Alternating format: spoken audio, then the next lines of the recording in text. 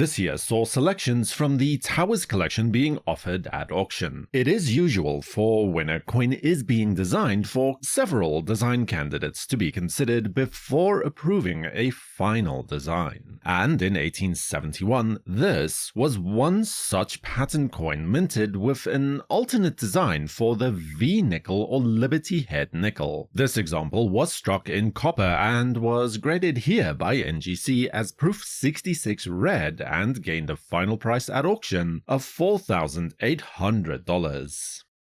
Also on offer was an example of the famous 1955 double-die obverse Lincoln cent, a variety coin so well known that it is hardly even requires any introduction at all. This red book-listed variety saw a counterclockwise spread so wide that full separation was achieved on all obverse letterings, including the date. The example we see here is a PCGS graded coin with a grade of MS64 with a brown designation, though it certainly retains a good amount of eye appeal. At auction, it was sold for $9,000.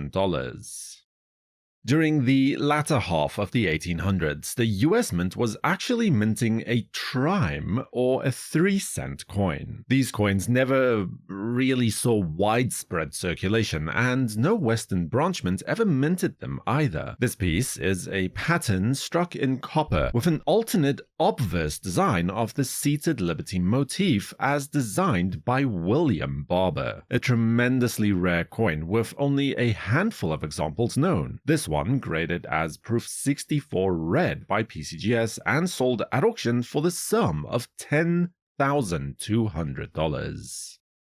The metric Goloid dollar is one of those peculiar pattern coins from the mid-19th century, intended to be struck from a proprietary metal alloy that contains 10% copper, just about over 5% gold, and just under 85% silver, bringing the overall size of the dollar coin down to almost half size, but maintaining its intrinsic metallic value. This pattern was struck in copper and graded by NGC as proof 66 red-brown for a closing price at auction of $13,800.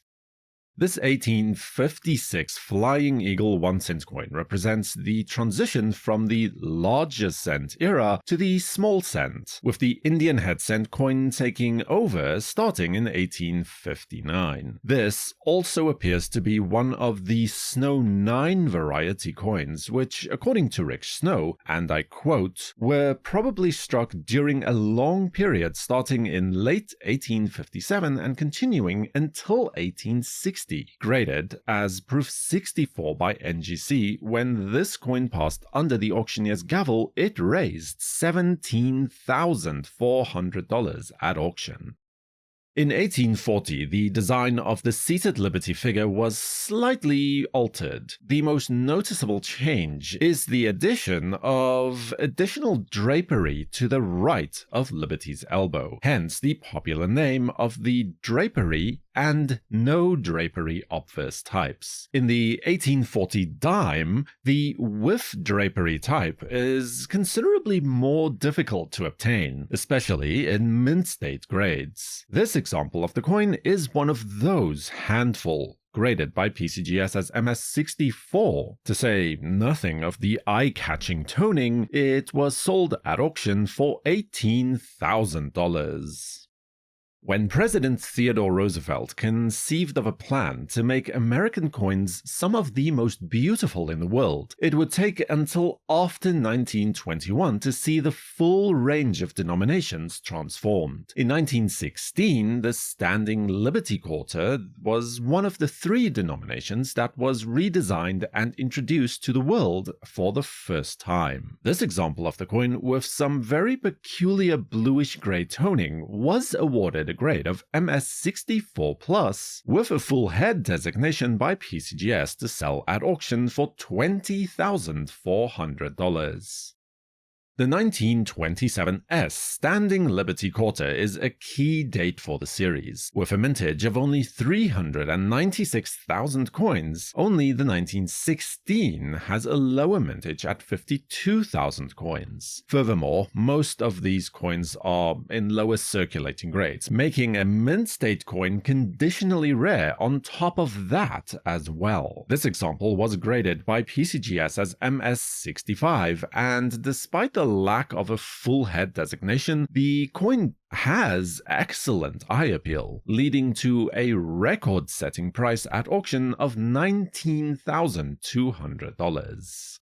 1794 saw the US Mint issuing silver coins on a larger scale for the first time, as they slowly began to ramp up production. One of the first coins to make it out of the door was the flowing hair half dime. These smaller denominations were not only more urgently needed in everyday commerce, but were also easier to produce than the larger gold and silver coins that were to follow. This very eye-catching example was slapped by PCGS with a grade of MS62, and when it crossed the auction block, it managed to raise $25,200. 1796 is a great year for typecoin collectors, as it was the first year in which the US Mint created one of each typecoin as set forth by the Mint Act of 1792. It was also the first year in which a $quarter coin was ever minted, although it would also be the last year, as the denomination was not a priority and would not be minted again until 1804, creating a single-year typecoin with this small eagle reverse and draped bust obverse. This example is graded as XF40 by PCGS and sold at auction for $51,600.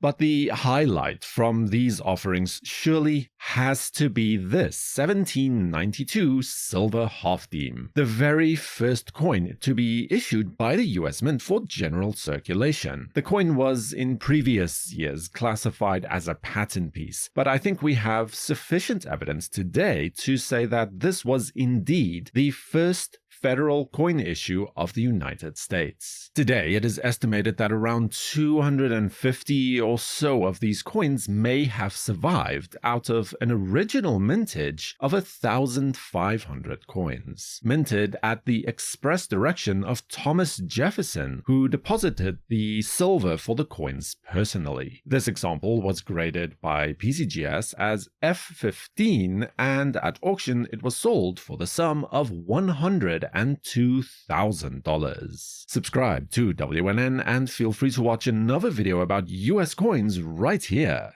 next. For the World Numismatic News, I am Numisman saying thank you for watching, keep collecting, and have a fantastic day.